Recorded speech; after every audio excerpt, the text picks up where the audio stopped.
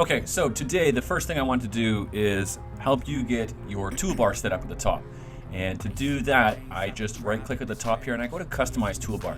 And I'm going to ask you to put two of the most important things you're going to need, the mask and the Insta Alpha. Here's your mask, drag it up.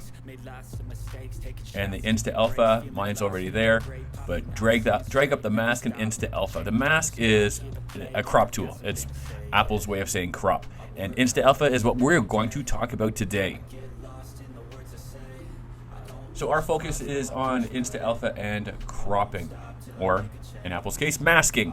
And you can see this picture of me here. I'm cheering. I'm a fan that's very excited about my hockey team scoring a goal. And I want to be able to put this onto a shape, but I just want the head and the body. I don't want the rest of this background here. And to do that, it's actually really simple. So I'm going to start with my alpha. And an alpha is just like green screen work in iMovie. The green screen work we've been doing in iMovie, in that it finds a color and removes it. In this case, I want this background color. And this works best when you have a very simple, plain background. Don't have one that has a whole lot of colors or different lines. This will work best if you can find a blank space and use that. And if I click and drag, and you can see it starts to grab some of the colors in that color. Oh, on my face, I'm going to back it up a bit. All right, I got it nice and clean. And what I can do with this now, the background's gone, I can resize it, and perhaps if I go to shapes and say maybe computer, here's a computer, put this in, and if I take that and put that back there, it looks like now I'm on a computer.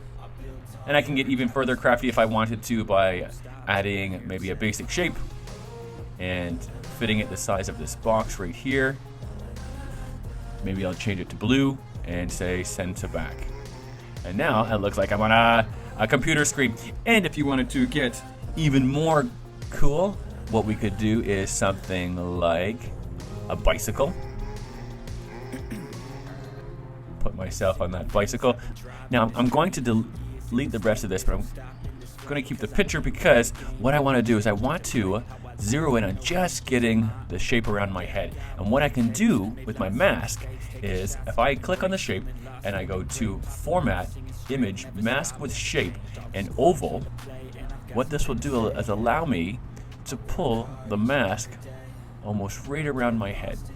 And that will cut out and crop out most of the other parts.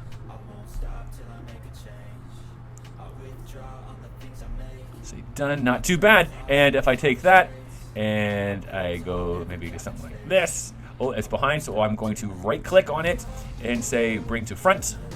And I want that to rotate, so I go to Format because Format's how it looks, Animate is how it moves. And if I go to Arrange, I can change the rotation of it. Maybe to accentuate the comedy, I'll make it a bit larger, and there we go. And if I select both and I right click and say group, they now move as one piece. And taking what we learned last week, if I zoom out and I say duplicate and I move that over here, and I'm telling the computer start here, finish here, let's animate everything in between with a magic move. And if I want to be a slower cyclist, I can increase the duration to 4 seconds.